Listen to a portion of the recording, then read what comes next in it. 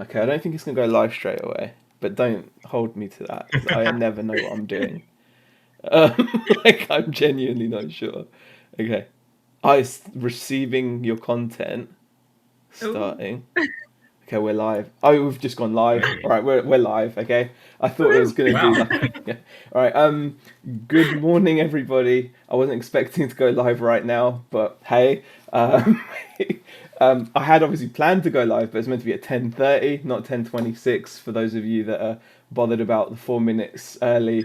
But anyway, today we're going to be doing a live stream chat. Not It's something I'm quite excited about because I don't really get many guests on, and we have got the wonderful two Aussie thrifters, Brad and Jazz, all the way from Australia at 8:30 at night, is it, or something along those? Almost 9 o'clock. Yeah. Almost 9 o'clock. Almost 9 o'clock. Yeah, because you've got like the extra half or something to add. I don't know. Yeah. We're a It's just, weird How little does that time happen? zone. yeah, I mean that's just odd. That is. We're gonna obviously dive in and have a chat about who you guys are and how you got into this crazy world of selling stuff on eBay, as well as how you run things. Because what's amazing about you guys is obviously, we'll get into it, but you guys are actually full-time employed, both of you, and you're doing sales and running a store that could quite happily sustain someone as a full-time job on its own, on the side, which is amazing. And plus, you've got an awesome cat. So what's not to Hanging out. like, right? Yeah. We'll go in and say a few hellos. We've got Watcher 1421, flipping good stuff, Shazad. Just Me, Cookie and the Haydens, Hitman, Captain Opshop, George Ross says, "Good day, mates." Jen Bishop finally got here after trying the link Brad put up in the group. Didn't work for some reason, but here I am. Okay, glad you found us, Jen. Oh wow. Yeah. Look, Mum, I'm hustling. They're also an awesome YouTube Yeah. reselling Aussie couple, True, which I would Sarah. love to get on at some point. Captain Opshop Nerd, welcome to my world, Lee Hawkin, and yeah, we'll say hi to everybody. So, Brad and Jazz, thanks for joining me. I appreciate it very much. Beck would Ooh. have been here, but she's getting ready for work and stuff, so That's she okay. wouldn't be in the right headspace. You know what I mean? Like, Yeah. it's Rushing. yeah, exactly. So tell us about yourselves in terms of your YouTube channel, and how you got into this crazy world. That is all Brad. Yeah. It's all Brad's fault.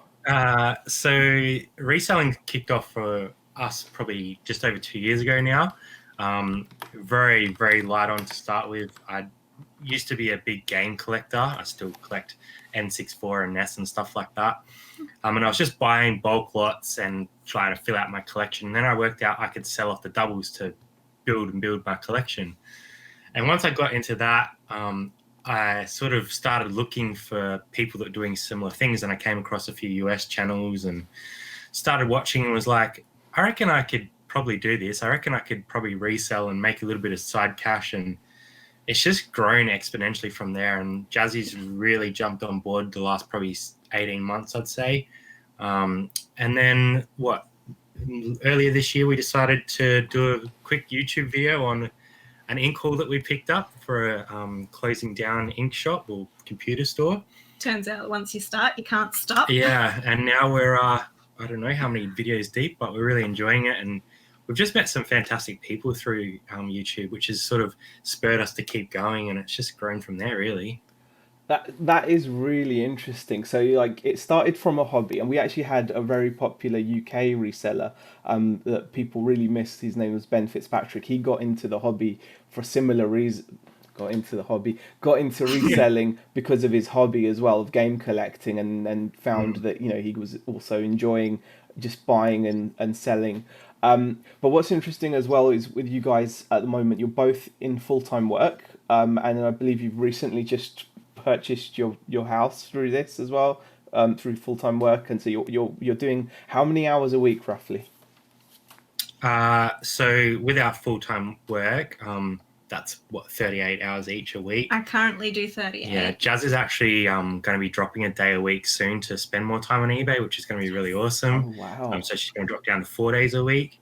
And eBay and YouTube takes up pretty much the rest of our life. So when we get home in the evening, we start listing and try and get at least 10 items every night. And then we'll do the packaging and all that sort of stuff, edit a video for YouTube, or, try and jump in on someone's live and say hello. Saturdays is pretty much a full sourcing day for us. Yeah.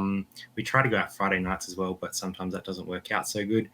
And then Sunday is listing, packaging, and trying to get ready for the next week. So it's a constant cycle. So it really is maximizing all those hours. It kind of reminds me of that Arnold Schwarzenegger YouTube video about the hours in the day or something. Like, really is maximizing every drop out there, because so many of us, like myself included, in the evening will just end up sitting down watching a bit of TV. But that hour that you spend watching TV, for example, to you guys would be quite like disastrous in terms of, because of just the amount of, obviously you've built your store up now to how many items?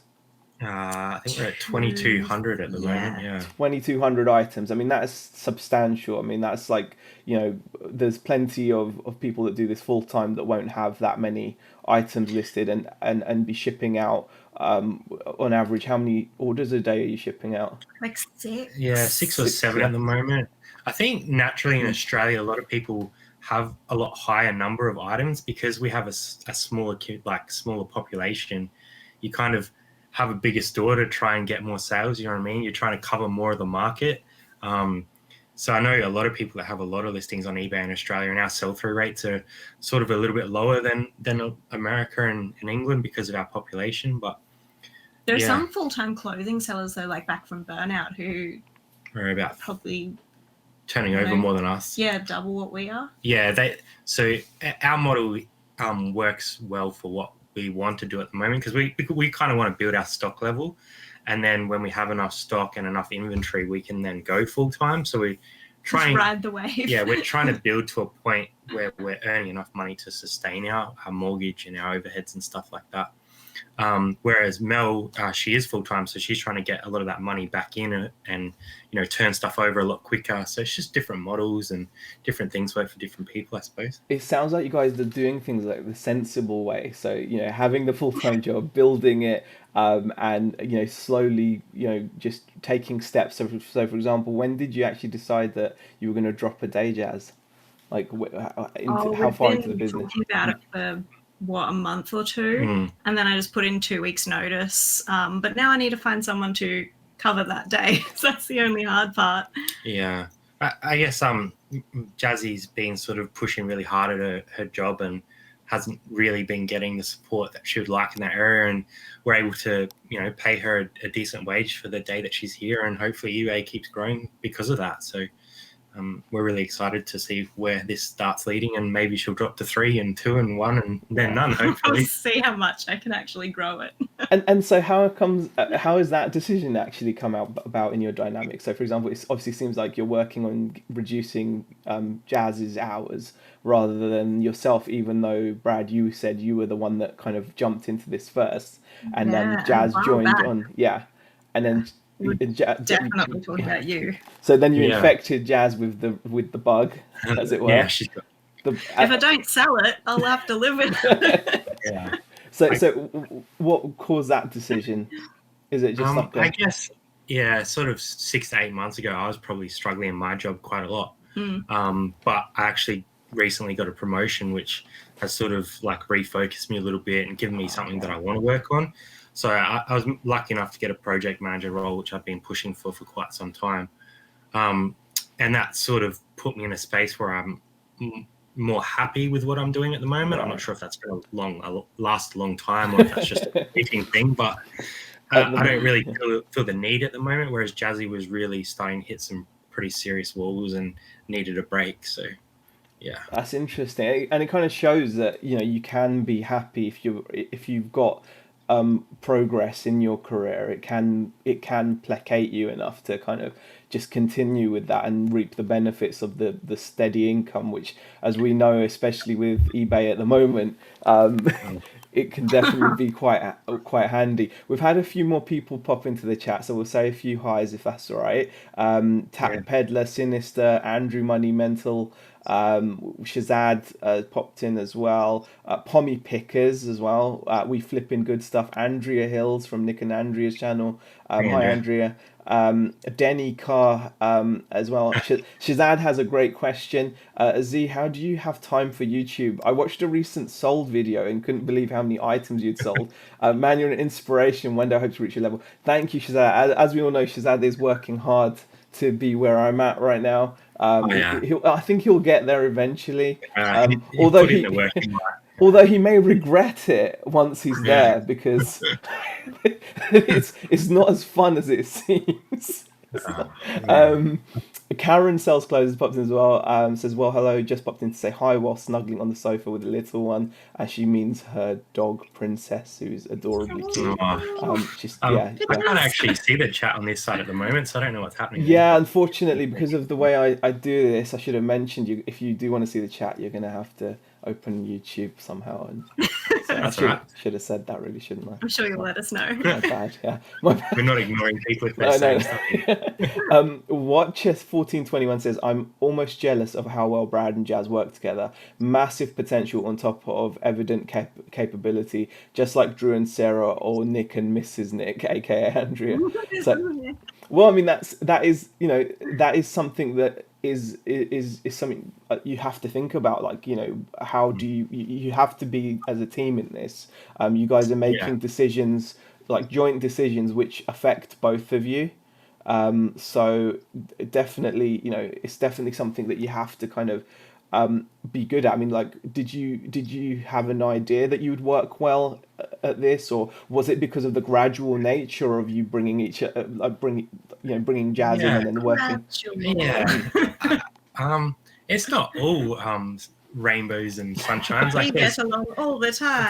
There's times where we definitely get on each other's nerves, and that's probably just because we're pushing too hard at the time. So we've been consciously trying to take time away from it a little bit here and there, like an hour on the weekend or a couple hours to watch a movie or something. But we naturally get along quite well. And when we do get frustrated, we kind of go off in our separate directions and then come back and we're fine. So we haven't had any serious bust-ups, which is pretty good. Good news. She hasn't beat me up yet, so we're doing all right.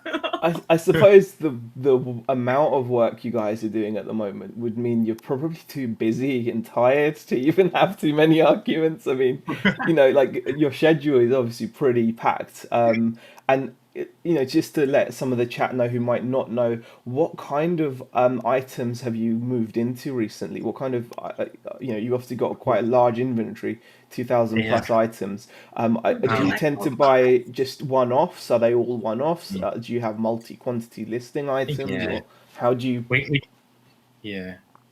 Both. We do a bit of everything. So obviously we always go out op shopping because we love that and try to hit garage sales here and there. But we also have a bit of a bulk scheme going as well. So back, 3-ish months ago, we bought a whole bunch of R.M. Williams, brand new with tags, specifically for this time of year. And that's really starting to pay off. We just did a massive auction buy that we're working through at the moment. We're going to be dropping a video about that on Sunday. So we do look for bulk deals because obviously, like you said, multi-quantity listings really helps you out when you're trying to, scale. Because listing a one-off item, it takes a lot of time, especially clothing, and we do a lot of clothing. So we try and mix it up because I don't think one model will sustain you. I think you've got to try and intermingle the two and try and grow like that. So. Definitely. Yeah, I think also bearing in mind, like Karen mentioned, wow, 2,000 plus items, sod that. You mentioned that you're adapting to your marketplace, obviously being out in Australia, your international shipping costs. I mean, could you shed some light on, for example, what it would cost you or what you'd have to charge a customer to, for example, ship a pair of jeans over here, just to give people an idea? Yeah, it's all different for region, but I can't remember what the rate is to get something to England, but I wouldn't expect it to be anything under $30 to get a pair of jeans over there. Because it'd probably have to go on a 1 kilo, and I'm pretty sure that's around $30. There's all different rates depending on what region we're sending to, but the very cheapest is like a shirt, which is 500 grams, and that would probably be about $22, $23. Wow. So which not UK cheap. money is probably about half roughly, isn't it? So about 12 to 13 pounds, something like that. Yeah, A tad over half. So that is a lot of money. Whereas we can send parcels all over the world for a lot cheaper, and obviously depending for you guys, it's that's horrible. I mean, if I'm talking about small large letter items, which most of my like RC parts tend to be, yeah. even if I'm shipping to Australia, it's only costing me about £3 something, which is Yeah. which is We've what. had to block Money Mental because he keeps winning everyone's competitions. Right. We can't ship you any more mugs, Andrew. I'm not sure if he's opened his mug yet. I made a little joke with him and said I put a snake in the parcel just to give him a surprise on the other end, and I think he's a bit nervous to open it now. So, Look, Mama Musling actually says a simpler question: how much did it cost to send your mug to Money Mental? I can't remember. It wasn't cheap. I remember when I sent it. I was like, Just oh, closed man. your eyes. Yeah. For I think it was in the 30s. It might have even been more than Wow. Just for those of you that don't know, Brad and Jazz did run a competition on their channel, and Andrew has been making an effort to enter every competition out there, and he's doing pretty well. His strike rate He's is still pretty high. Cleaning up. Yeah, he's on a hot streak at the moment, definitely. I've still not had it either, Drew says Money Mental. So he's still waiting, apparently. One of you. The Vinegar Jar says, I remember picking up my mail from the post. When I was in Australia before email existed, from the post rest. I don't know what you're talking about, Vinegar Jar. Sorry. Captain Opshopner says, got to frame that F1 jacket in the background. Yes. Do you wanna just bring that over or show people this insane find? This is the kind of item that you guys are picking up, as well as doing like your multi quantities and your big haul buyouts and things as well. So So this was a very lucky find, and I didn't even know how lucky it was until I spoke to a few people. So it's a 1995 Shell Formula One jacket from the last Grand Prix that was in Adelaide, and it's actually signed. I don't know if you see that, and we're pretty confident that's Nicky Lauda's signature. And we've had it looked at by an authenticator, and he's very confident. He just wants me to send it to him so he can look at it under a backlight. Sorry. Sure, so he can look at it. Yeah, so he can keep it probably. Yeah. But I want to get it done by PSA because I know that they're, the most trusted. So I'm just waiting for an email back from them first. Wow. And then if I get the all clear on it, I've actually been advised to send it over to the UK and get it in an auction house over there. So it's going to be interesting to see what happens with it. But some of the numbers you guys were throwing around are... it is going to be high. It is definitely going to be high. I mean, the Vinegar Jar, who's Peter Cummins says, very nice jacket. It's Lauda's team. Didn't he die recently? And Captain Opshop says, yeah, he passed. I mean, like, as morbid as that is, I know what we're all thinking. I mean, that's going to just only add value to the item. Yeah. Like, they died. Yeah. And that was pure just random because it was behind the counter at a Salvos, and I didn't get it on camera because I was carrying like 7 pairs of shoes at the time, and I'm really annoyed that I didn't, because it's one of these things that you look back on and you're like, I should have just put the shoes down and filmed it. But it was right next to the lady at the counter as well, so she would be like, what are you doing? Yeah. And it had $35 on it. I was like, I'm just going to take it because it's an awesome jacket. Yeah. And then when I got it home, I started talking to people. We thought you were joking. Yeah. Some of the numbers people were throwing out were like, okay, guys. Yeah. The Vinegar Jar says, I'm thinking I must pay my respects. Only you are thinking ka-ching. Like, oh, come on, Peter. I mean, the thing is, just to dive into that more, actually, like, so, you're finding time to go out to op shops, aka charity shops. You're dealing with haul buyers as well. What kind of time management tips could you offer the rest of us? Because that is impressive, and that must come from somewhere. Like, how do you stay so disciplined to manage your time that well? We will drown in stuff if we don't get into a routine and list it. Yeah, so last weekend we didn't go out at all because I knew that we were going to have this big lot coming in. So we literally spent the whole 2 days listing. I wasn't happy about it, though. I wasn't happy. I wanted to go out still. But we got a whole bunch up. And I guess just once you start getting into a routine of listing, and if you set yourself like either an amount that you want to list today or a number or whatever that needs to be, and you constantly do that, it just becomes habit, and it's not like a task anymore, I suppose. It's just what you do. And we're not perfect. Like we have an overload of stock. Everyone has an overload of stock unless you're like super onto it. We just try to do the best with what we can. And there's people listing way more than we are. There's people doing way more than we are. We're not perfect. We just do what works for us. Do what you can in your situation. Yeah, we're lucky that there's two of us and we can sort of split up tasks and do you like write this stuff down? I mean, like, for example, you're saying you get into a routine. I mean, is this routine just flexible in your head, or is this something that you write down? Or we don't write anything down. I did do like a little visual board at one point very early on, just so I could sort of start motivating myself. But now we're in that constantly. I don't really need that visual board anymore because it's just ingrained. Back when we had our whiteboard, which if you scroll all the way back on our Instagram, you'll see, that was to make sure that we did one listing every day. And there's red on it because some days we're just like, oh, we're too tired from work. We can't. It's just like, it's crazy when you look back at where you were and where you are now, and you're like, why couldn't I do that then? Like, why?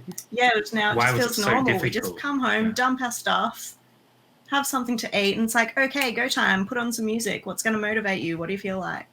What about you guys? How do you manage your time? That's a good thing. I mean, music is actually really important. Definitely, I think it can put you in a positive mood. In terms of listing, I'm just like, I can go do a lot in one day and then the next day nothing. I'm very much just like, my day gets so screwed up sometimes.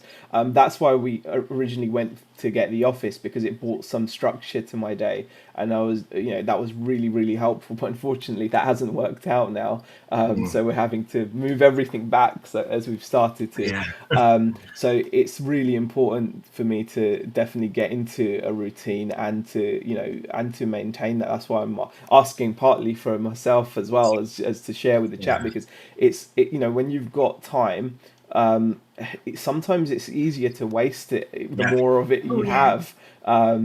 So I think that's definitely important. It's just interesting to see though how you manage to kind of fit so much in, because we're not just talking this, it takes time to sit down and edit a video. I mean, I don't even edit videos because I feel like there's not enough time, and I watched your last video, guys, and it takes time to edit it, and you do got a really good job on that. But I think there's a theme though with people. People that tend to do well tend to try to excel in all areas of what they do. So whether it's your work, whether it's your sourcing, whether it's your listing, whether it's your YouTube, whatever you do it well. Is that like a theme that you think is in people that have that drive? Ooh, see, I think it's hard to be really, truly good at more than one thing. But luckily, Brad's really good at the YouTube. I guess I'm always trying to get better at things. Like, I might not be there yet, but I'm always working towards getting better. Like, I don't like being stagnant. I like growth. So I guess that's just ingrained in my personality, and I'm very analytical as well. So I like to analyze why things are happening and understanding them. So that kind of helps me, I think. And Jazz, what would you say you bring? What's your strength to this analytical side of things? Well, Brad's looking ahead and analysing and making a plan. I'm just head down listing. You get the work done. On what's in front of me, so I'm doing that. That reminds me very much of how Beck can work compared to me, whereas I'll end up thinking about what we're doing, not often very well, mind you, but still thinking about it, because I go have some credit for that. Beck is very much, she can just get her head down at the task in hand and just burn through an insane amount of work, which is very important, and I think that works well as a team, definitely, when you put that together. Jazzy's great at photos too. She's like, her photos, I can't do photos anywhere near as good as her, because I'm just too much of a boy and like to get stuff done quickly, where she meticulously makes sure that the photo is crisp and perfect. Maybe I spend too much time. No, but you've got it down with clothes. It makes a difference. I mean, I got caught out the other night. I was trying to sneak in a few cheeky photos of some shirts, which really I shouldn't have taken, because they were crumpled and creased to hell, and Beck happened to walk in at the right moment. And yeah, she put it this way: they didn't get listed there and then. As they were, so I'm gonna, but no, but it makes a Quality difference. Like control. the money you can charge when an item looks clean and crisp is going to be more than you can get when it's crumpled, and it doesn't take a lot of time, especially with like a clothes steamer or something. It doesn't take much time, doesn't take much effort, and you know, I think it's something that these little details can make a big difference. Watcher 1421 has a question. Yeah, guys, if you've got questions for Brad and Jazz, please feel free to put them in, because these guys are definitely worth questioning, because no, honestly, a fantastic couple. A question: has the cat ever ruined some stock? Something important. Yeah. Saw him eyeball that jacket. Oh no. Yeah, I was a bit worried when I was lifting it up that she was going to scratch it. Actually, she actually ruined a really nice RM's jacket that I had back in the day, because I was holding it and she literally launched at it and just clawed straight in, and it was like a knitted one, and it just shredded it. And I was like, no. I don't remember that. I was so mad. Must have just left the room. If she did that for Nikki Lauda jacket, I think there'd be some weird issues. Yeah, hopefully, yeah, you're gonna keep that one safe. Megan Nichols says hi, and the Vinegar Jar says consistency is key. Do the basics every day, then layer on top of that. Yeah, Peter Cummins, the Vinegar Jar, has been making videos about that as well. It's really key to get, like you said, just started with just one listing, and now just to just to clarify, like what do you end up on? Because I'm guessing it varies on the day, but what do you tend to accept as a minimum, as it were? We accept 10 on a normal week work day, purely because we run out of time. Yeah. Anything lower than that, we're like almost angry at ourselves, because we're like, we need to get 10 done. We just grab some DVDs. Yeah, if we're struggling and we want to get 10 done, we'll chuck up a couple DVDs. But a quick front back done. But we have gotten better at sort of planning and getting more done on Saturday, Sunday, and like getting 20 up on a Saturday, and then 20 on a Sunday, and also getting another 10 drafts ready for a couple days in advance. So it sort of gives us a couple days leeway. For a while, we were always behind the ball and like, come on, we've got to get these listings done. And now it's like, okay, so we've got them actually pre-planned. So by Wednesday, we really need to be measuring some more clothes. Yeah, because Tuesdays is busy for us with our little live show that we do, and Mondays is always difficult, like everyone would know. So yeah, we try to be ahead of the game now. And bear in mind, guys, in the chat, that is with 2 full-time jobs, and doing YouTube as well, and going out and sourcing for the stuff as well to be able to do that. So that is that is some impressive graft, to be honest. It's something that we can all like appreciate. Cookie in the Haydens says, I set myself small targets throughout the day, listen to music, listen/watch YouTube, or put a film or TV series on at the same time. And Silver Man agrees, music is a powerful motivator. So what kind of jams do you guys listen to? What kind of beats do you guys listen to? We had some Red Hot Chili Peppers going overnight. I've been smashing the Queen since Bohemian Rhapsody came out. I never really had an appreciation for Queen, because it was kind of a little bit before my generation, I guess. Like, I always knew the songs and stuff, but after watching that movie, I re-sparked it for you. I just think smashing Queen, and I really love it. Jazz listens to a bit of Bowie. Red Hot Chili Peppers. We listen to a whole bunch of different. So you will listen to chilled out stuff as well as kind of faster paced stuff, which, because you'd imagine obviously most of the time something like more faster paced is going to be more like more listing. Do you have like a listing playlist, or do you just we mix it up? And to be honest, most of the time it's someone's YouTube video in the background, like someone like yourself. That's when we catch up on all the things that we've missed. We listen to yourself and Beck quite often, because we're up at a bad time to actually watch you live. So it's like catch up time while we listen. Or if there is a live, we'll have it on and like try and keep up with the chat, but we're also trying to work at the same time. So it's. Daisy Chenkloden says music is a need to have, not a nice to have when listing. And Captain Upshot Nerd says hot tip podcast, Side Hustle School is great. And I'm not on the podcast yet. and Money Mental Andrew wants to just touch on, like, in terms of excelling in all areas, he aims to be average in all areas.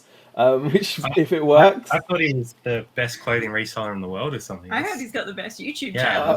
The best of everything. Well, I need to catch up with the chat because I think it's gone a little bit. Away. Yeah, it can catch you a little bit. It's crazy how out of control sometimes the chat. You're like, oh yeah, I think I'm up to it, and then it's like, the Vinegar Jar Peter says, if you do a day without listing, just get straight back on it the next day and strive to be consistent listing about every day.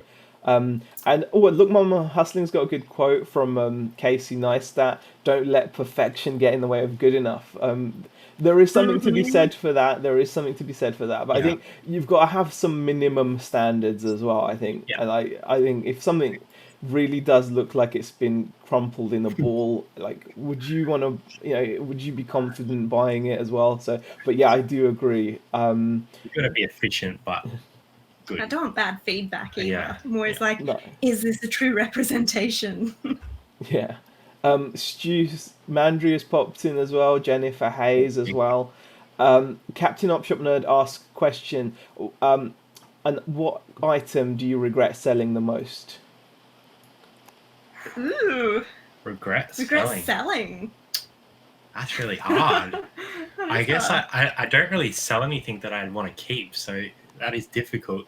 I guess one that recently we kind of knew that we sold for cheaper than we probably should have was a pair of wrestling shoes. Asics Dan Gable wrestling shoes. Don't regret selling it? No, I probably regret selling it at the price we sold it for. But I don't really regret selling anything in particular because I have my own collection of stuff, so I haven't broken into that yet. I did sell some of that off pre our engagement, but I don't regret any of that. No. Love you. No. And if you were talking about just like a bad pickup, I'm guessing you had the book palette, right? Oh mate, do you want to just relive it one more time for us if you want? I'm not sure. It's like that bad nightmare that you wish you could escape from, but it's gonna stay there forever. Let's just say this: it was a 2-bedroom unit. Did we have a housemate at the time? No. Lucky. No. Brad said that he had won a very cheap pallet of books, and I remember you saying, "Jazz, you love books. This is perfect." It turns out that he actually had won several pallets, and it took both of our cars stacked to the roof to get all of these books home. Yeah. They weren't good books. No, they weren't Not good books at all. I paid $36 for 2 pallets of books. We ended up making quite a decent amount of money on it, but it took us forever, and we're going to car boot sales, as you would say, markets, selling them to friends. We could not move in our unit. Yeah, and it was just, there was books everywhere. We donated a lot in the end. Yeah, we did. So that's probably the biggest regret we have. But we were new, and we thought that was a really good deal. We were like, that's so cheap. Oh my gosh, look at all this stock that we have. Yeah. It's a great lesson. I think there's comfort in that sometimes, though, isn't there? When you buy volume, I think volume can give you comfort, and sometimes that comfort turns out to be worth it, but sometimes you realize that actually it's not always about, I think it's especially when you're buying a big job lot at first, there is some value in bulk, but it is you've got to kind of measure it, and hopefully I guess that's where your guys' analytical side came into it, and you're like, even if we do make profit on this, was it worth the time and the space? And we have a checklist now, do we have the space? Do we have the time? Can we actually process this? So you actually have a little criteria in your head now when you're out. I guess so. I'm less concerned about that than Jasmine is. The thing is, it's good that she's concerned about it, because if it was just left down to you and you weren't concerned about it, I'd probably need 7 sheds and 6 storage units, and but yeah, that bulk lot was a very cheap buy-in, so it was a good lesson for a cheap amount of money. Yeah, looking back, it was worth $36 and a really hard slog to go, okay, we need to think a bit more before we just buy things. Yeah. We've got a user called Soil Worker in the chat who asks, do you track every buy, listing, sale with an Excel spreadsheet or something similar? Couldn't possibly. At the start, I was doing that sort of thing, but it's just not possible with the amount of stock we have coming in and out, and with everything else that's going on. So we do like the average buy cost on a weekly basis. So when we go out op shopping, I might buy 100 items, might cost me $1,000. I know that each item is worth $10 to me. So we'll track that by custom SKU as best we can, and that's how we do our tax as well. So yeah, I think at first it can be. It's one of those things I always say, like at first is a good thing to do when you first start out, just so you know exactly what you're left with after all the fees and everything, because it's good just to get those numbers in your head, and then once you've got that, like you said, it's not something that's really sustainable when you start doing more volume of sales. Well, not for us. There might be people out there that can, but Oh, look, Mum Hustling says Brad is a closet Lil Pump fan. A little what? Lil Pump. You don't know Lil Pump? No. You're probably best off remaining in that state. But he made a song called Racks on Racks, and he's also got a song called Gucci Gang, where he repeats Gucci Gang a number of times. Racks on Racks is, I actually thought Racks on Racks was quite enjoyable for some reason. I don't know why, but anyway. On the listing playlist. Monumental Andrew says, yes, Queen are the greatest band in the world, listened to by the greatest clothing reseller in the world. There we go. And Myra asked how many listings do you have. We established it was like over 2,000, right? 2,200 or something like that. And in terms of platform, that's a good question. What platforms do you use? eBay. Yep. So eBay, we've just started a Depop store. We're bad at it though. Just to test the waters, but we need to spend more time on that because that's a very visual platform where you want models and stuff, where we've just cross-listed stuff from eBay. Chucked our eBay pictures up there and left it. Yeah. But we don't really have too many other options apart from like Facebook Marketplace and Gumtree, which is like a, kind of like a, I don't even know what that would be. We don't want to go back and forth with people and have people not turn up. So bulky items we'll sometimes do local deals, but we sort of avoid it. And Amazon in Australia it's here, but it's doesn't impact anybody. It doesn't get sales. I know that Rod's giving it another shot at the moment, so it's going to be really interesting to see how he goes. Yeah, I'm hopeful. Yeah, it's a massive part of a lot of people's business here in the UK and obviously in the US. I mean, it is very, very powerful. If you've got the right kind of items to send in, they will sell instantly. So it's a shame that you guys have not had the same results out there. I mean, it's hard to know what to attribute it to because Amazon's such like a massive company. You'd have thought they would have just gotten it right. I mean, again, is it just costs or something? What is it that makes it? I think that when they came into Australia, they had a very narrow focus. So they focused purely on new items to try and capture those big businesses. But before they came in, eBay actually captured a lot of them and brought them all in-house. And Australia is a little bit of a different beast. I guess Australians in general are very slow to warm to new things like Amazon and stuff like that, where we like what we know. Yeah, it takes us a long time to sort of, open up to new options. So I don't know. In the future, I think it may be something that takes off here. It just didn't get that initial buy-in that I think they expected from people. And obviously, if you're not getting the customer coming in, the sales aren't going out. So that it's just kind of like stagnated, I suppose. I should just let you know, you guys are now reaching over to the Netherlands as well. Fritz Stell in the chat says, this week I became a friend of the 2Aussiethrifters show on YouTube. Love your channel. Cheers from us in Rotterdam, Netherlands. There you go. Wow, cheers. That's so cool. That's what I love about this is like, we're talking to you in the UK. We talk to Tommy and Tracy in the US. And now there's like people in the Netherlands that we can connect with. It's just, we were talking to Dom Primetime Treasure earlier with Zach. Yeah. Oh, just opens your eyes. It is amazing. I mean, I've got to say a big thanks to like Tommy and Tracy for like creating so many bridges. It seems they're just so like they're they're so universally crazy. I think that we can all kind of go and gather there, and then we've you know, through them, it's kind of given me the confidence in a way to reach out to more people. And I'm really glad to have you guys on. Hopefully it will continue. You know, it was great to be on your chat as well, so it was awesome. We love that. Yeah, we love what you and Beck do, and yeah, I'm very thankful for what Tommy and Tracy have done, not only for us but the wider community, and just that landing platform where you can all go and hang out, and the amount of relationships I've formed just from being in the chat in there is just awesome. And yeah, I'm so thankful that I've met people like yourself and so many other people. It's just, yeah, it's been great. Megan Nichols has got a good question, especially with like just generally like the hectic nature of your lifestyle. She says, I'm on a health and well-being kick at the moment. Here's my question. How do you avoid burnout? That's I guess just looked slightly manic for a second. Yeah, I guess we've been teetering on that for a while now.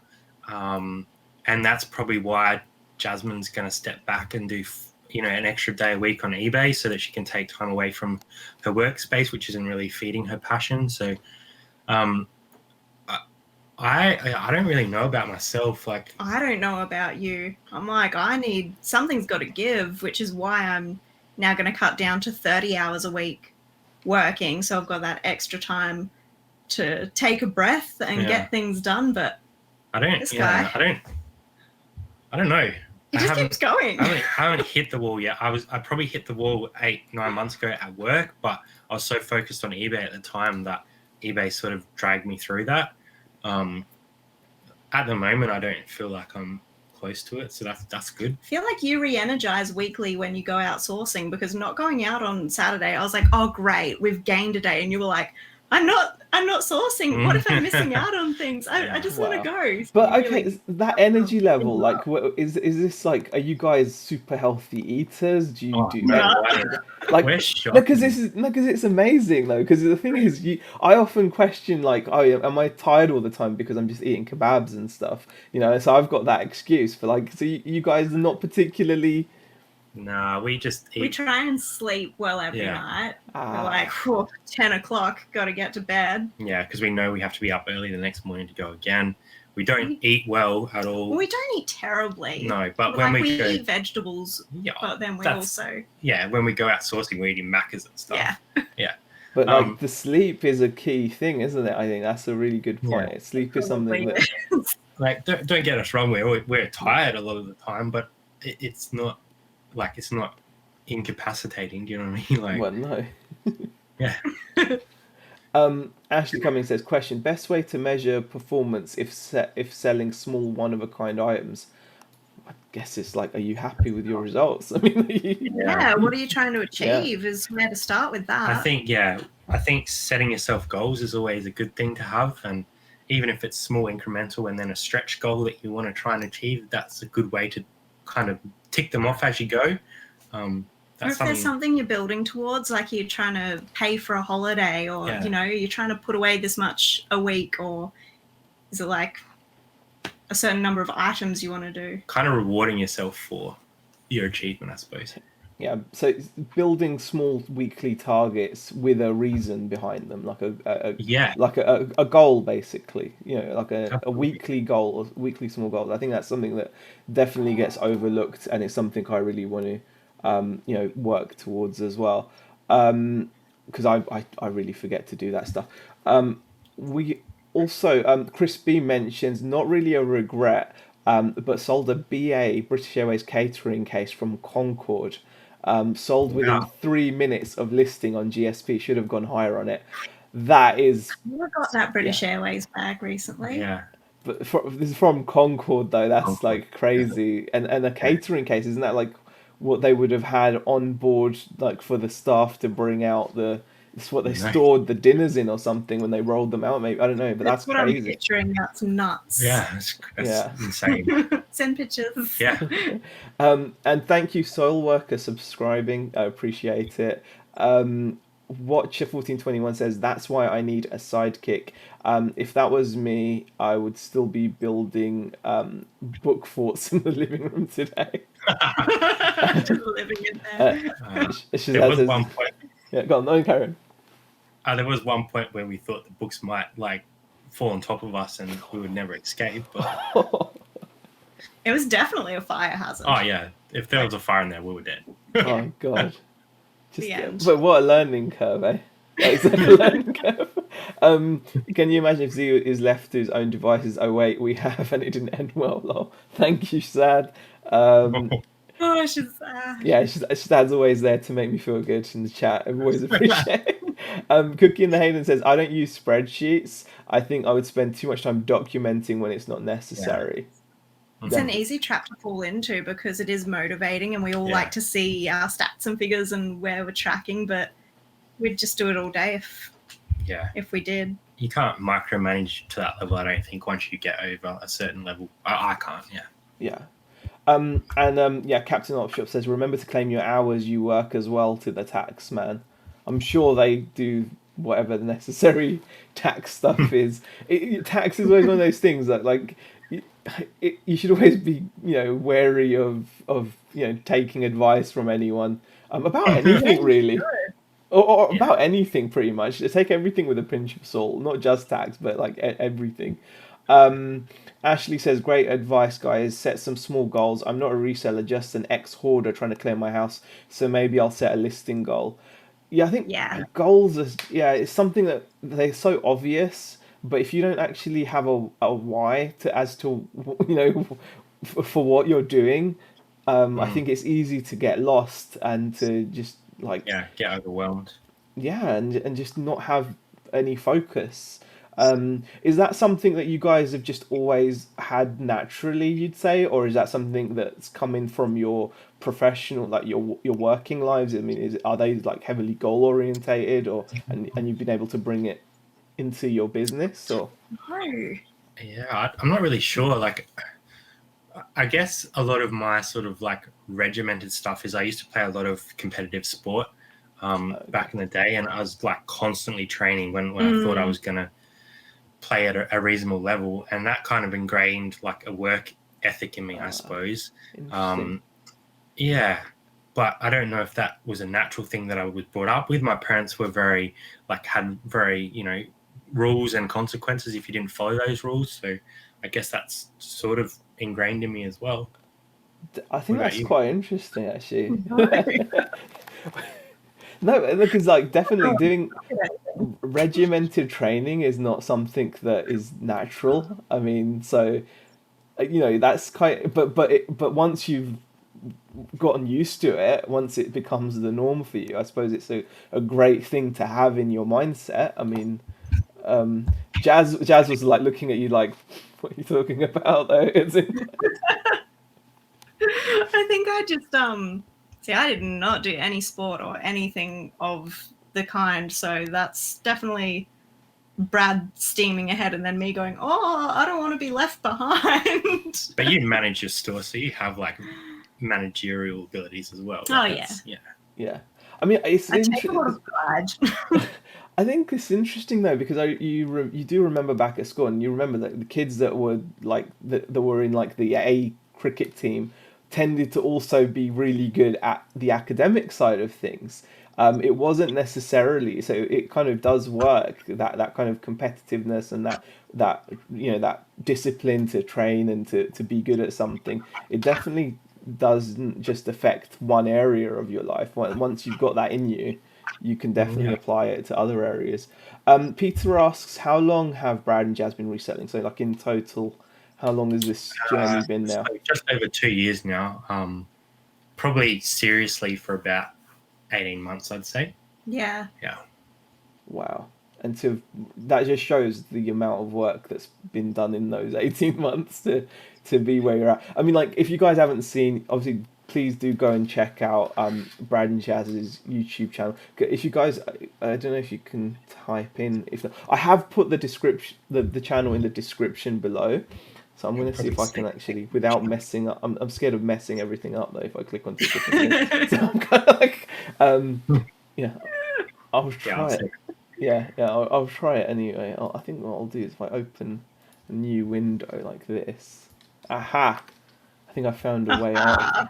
I can plot the link into the Oh, Monumental says he'll put the link in. Oh, thank you. There you go. Oh, yeah, you've got it. There you go. There you go. Yeah, if you click on the three dots next to the 2 Aussie Thrifters in the chat, definitely go out and check out their channel because they put out videos regularly, decent quality videos. I mean, no, they are. Don't be, and they're modest as well. But in that 18 months, you guys have come along, so quickly. Like the rate of growth, like Peter's just said, 2,000 items in 18 months. That is amazing, and it is. It can take a while to grind up to that level of store. And I know you guys feel like you have to because of your marketplace, but it just shows how much can be achieved in such a short period of time, and it's just really inspiring. I mean, your last video where you just calmly popped up that $500 sale in the car, that little screenshot came up as if it was just this happens regularly. Not a regular sale. No, that's what when I saw the video, I was like, wait, did I just hold on? I had to pause it and have a look if it was $49.95 or $495.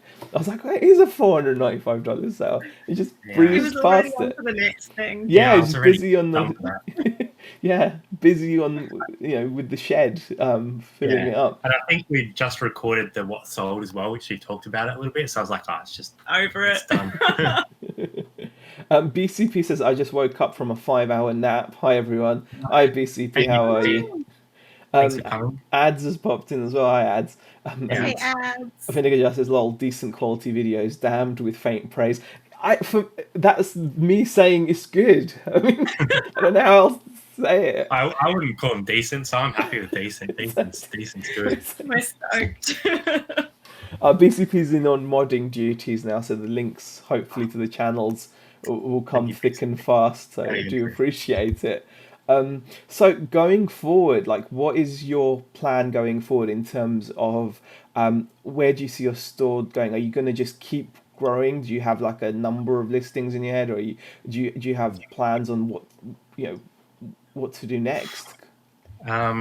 I guess we have a second store which we're going to try and grow as well, just to sort of spread the love across them both and build the second one up, because that's only at 50 listings. It's just a real basic store. We don't have a number in our head. We don't have a limit. We haven't set ourselves I think the dangerous thing about saying I want to get here is if once you get there, sometimes you sort of think, I made it now. That's all I want to do. So I think it's good to have goals, but you also want to have something that's sort of so far out of reach that you might not ever get there. You're just going to continue to work towards it. So I don't know.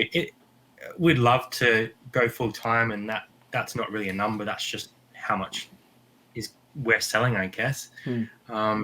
And obviously keep growing YouTube, and I don't know, we just keep developing our friendships, because I guess that's what's kept us going, is just meeting new people and discovering new things. Is just, I don't know, it sort of changes your perspective on a lot of things. It's less like us just doing our thing, and it's kind of like a little community around us as well. So maybe that's avoided burnout. Yeah, maybe.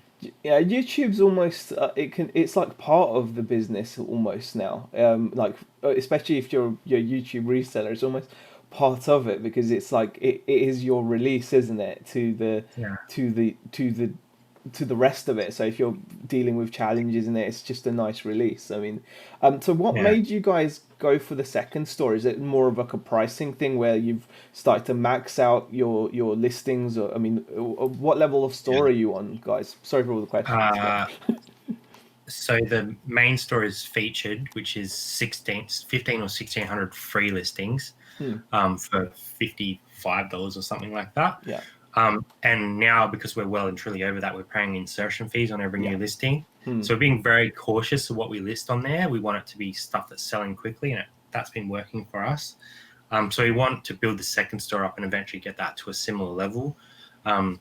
I guess it's been a struggle, though, because we've been spending so much time on the main store. You don't want to take, and you would know this with your RC stuff and your general store, you have one that you're kind of rooting for a bit more, and the other one's kind of in the background. You're I need to do stuff on that one. But It's hard. Yeah, it's hard to find the time. So hopefully with Jazzy going an extra day a week, we can get a bit more on that one. Yeah. And start growing that a bit more as well. Definitely. I mean, it's always good to have those two. It takes away another one of those things in your head as well, where you can be like, well, hopefully, if one store's not doing well, maybe the other will. It gives you that, although it doesn't tend to work like that. Well, not in my experience, anyway. Money I don't mental. know what's going on with your stuff. So I don't know. I think it's just. I think it's just the worst store on eBay. That's probably what it is. You guys put a lot of time in, and you guys know what you're doing. Like you've been around. Well, it's. Me and Beck were just chatting about this earlier on today. And sometimes you just think, I just give up. That's it. Fine. Oh, no. Please don't. No, because you do. You feel like, what can you do? Because the stuff should be selling. You know, the stuff should be selling. There is still a demand for it. People still buy it. It should be selling. But yeah, both our stores at the moment are just like, you know, and also I think it comes down to your personality, whereas I really don't like spending too much attention or giving too much importance to what eBay are doing, because I feel like that means you're just relinquishing your control of the situation, and I don't like that. I much prefer to be like, oh, we're not doing well, there's something we can do about it to change it. Because, I think there sometimes you tick all those boxes and you still don't get sales, and then you're like, but that's just life. Sometimes that happens, right? I mean, there's no you know, we've been you know, we've shared sales when they've been really great. We've had great sales, so we know what it's like to have great sales. We're just not having them at the moment. So that's why we want another platform, because we're so aware that we have pretty much all of our eggs in one basket. Yeah, like we could switch to, you know, doing more stuff on Facebook Marketplace, but it's a massive time sap, and you get a lot of like time wasted. You know, yeah, I mean, so that's the thing. Yes, that's the thing. Having all your eggs in one basket is never wise. So it's definitely something we should all be looking at. Andrew says you guys are on 913 subs now, so close to 1,000. If there's anyone in this chat that has not subscribed to 2Aussiethrifters, honestly, I don't understand what you're doing. Just generally, you should question everything about yourself. Definitely go over and subscribe. Honestly, the guys are fantastic. There's a lot to learn. I mean, even though you might be from the UK and they're in a different marketplace, there's so much you can still pick up from just their work ethic, their enthusiasm for what they do. Really fantastic. And also BCP's been putting in some other channels. We've got Mel's channel back from Burnout, definitely. Vinegar Jar, Peter Cummins, and Bron Bowman's channel as well. Yeah, Bron is hilarious, isn't she? As well, she's we love it. Yeah, she's a personality to times Tower of Infinity. Definitely. Shazad says, when I started, I wanted to turn over 1 million. Now my plan is to do 10 million. Yeah, I mean, it's just. I think we have like a monetary goal. No. I think we just want to be able to support ourselves. Yeah. And to know what, just to be comfortable, really, isn't it? Just to be super comfortable. Megan says, I love our Aussie community. I couldn't do this without it. I mean, that's definitely a sentiment that I think everyone in the reselling community can appreciate. It's a support network, isn't it, guys? Yeah. Like Jazz was saying, we wouldn't be where we are now without the support and the kind words that the community's given us, and just the support. And advice. We're so thankful for the community and the support they show us. Like even all the people in the chat tonight, like just coming along to watch us talk to Zahir, like it's just awesome. It is amazing. Yeah, exactly. Vinegar Jar says, I've just subbed and seen This Is Your Reselling Life with Ads. Classic. It's a weekly show that Brad actually has a suit for. Drag it out the closet. You have to bring out the suit. It is fantastic viewing. Definitely worth checking out. And Ashley Cummings says, thanks for dropping the links, BCP. Just subscribe to 2Aussiethrifters. Moira says, don't be a bum. Hit that thumbs up. Thank you, Moira. That's excellent. And yeah, Peter Cummins says, just be happy. If you're struggling, just ask people in the community for suggestions. Yeah, definitely. I mean, there's always something you can learn. There's always some advice you can get. Like, sometimes it may just well be someone reassuring you, or it could be just someone just saying, "Hey, how about you try this?" People. It's the community is fantastic like that. Sometimes we've actually had people message us and say, "Hey, by the way, your item's showing as if it's located in the US when it's obviously in the UK." So things like that, where we've made silly errors, and we would have not picked up on them until maybe a month later. But because we've got such a great community, yeah, exactly, it's fantastic. Look, Mum Hustling says, I spent 2 hours watching 2Aussiethrifters lives today in total. Maybe I should have listed stuff instead. The knowledge you will have gained. Yeah, we can take a day off. The knowledge you would have gained from watching these guys, just the aura you would have had through, been better off. I'm just trying to make him feel better. That's no, we appreciate we love them. Paul Doran says, I only sell my own stuff just to help mentally with my day job. One thing I know helps me is checking sell-through rates. Most of what I check either has poor supply to demand or is a slow seller.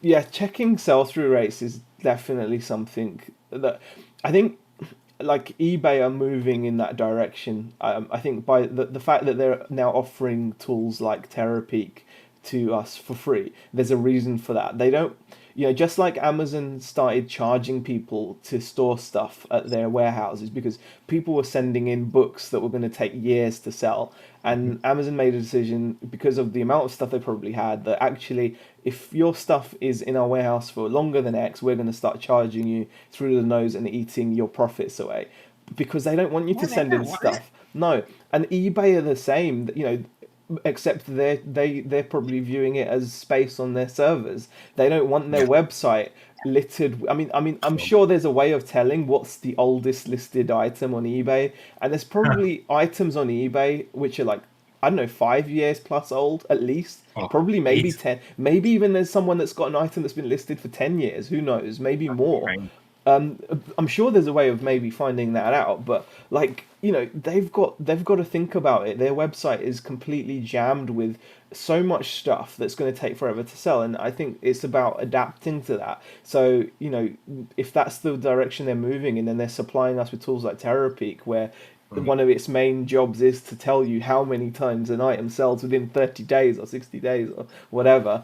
I think going forward, your purchases should have that kind of knowledge attached to them, and like it's not just about being the item being profitable, is it? It's turnover of it. Yeah. We need to take it into consideration more, because sometimes we're just like, that's cool because I feel nostalgic about it, and maybe someone will buy it in 10 years, like X-File cassette. Exactly. Well, I mean, so cool. That's going to take forever to sell. And in all honesty, guys, I mean, like, if you think about it, like, we were selling so many of these old school RC parts. Maybe that's part of the reason why our sales have tanked, because they are long tail items where you're waiting for the right person to turn up. And I've seen stores which have got like 10 times what we've got listed. So they've got like 20,000 random RC parts listed just so they can have the turnover they want, because you're looking for someone who wants that one particular part on a certain day. Now maybe eBay have now decided that we can't have sellers like this, and so those listings are going to start being just drop down, and they should help you to sell it. Yeah. Well, the thing is, that's not their job. So it's my job now to be like, okay, what do I do? How much longer do I stick with this or change? So definitely. Shazad says, I haven't learned so much from watching people on YouTube. Yeah, you've probably lost brain cells by watching some of this stuff, Shazad. So, but thank you for continuing to watch, though. I do still appreciate it very, very much. Keep coming back. Yeah. And honestly, Shazad, actually, like, for all the jokes aside, he's actually a really helpful guy as well. I've actually spoken to him, and he's actually super helpful, and it's kind of like, I'm glad. Goimer's eBay's popped in as well. Hi there. Looking at the day, actually. That's cool. Yeah. BCB just put Goimer's link in the channel Twitch channel as well. I've just looked at the time, noticed we've been babbling for over an hour now. No way. Yes, we have been.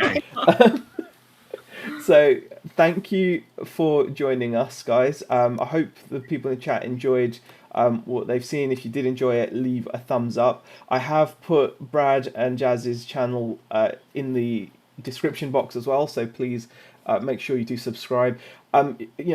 Ask them questions. Comment on their videos. They're fantastic people. Hope you enjoyed the stream, and we'll see you guys in the next one. Thanks for watching. Thanks so much, Zahir. Thanks, Zahir.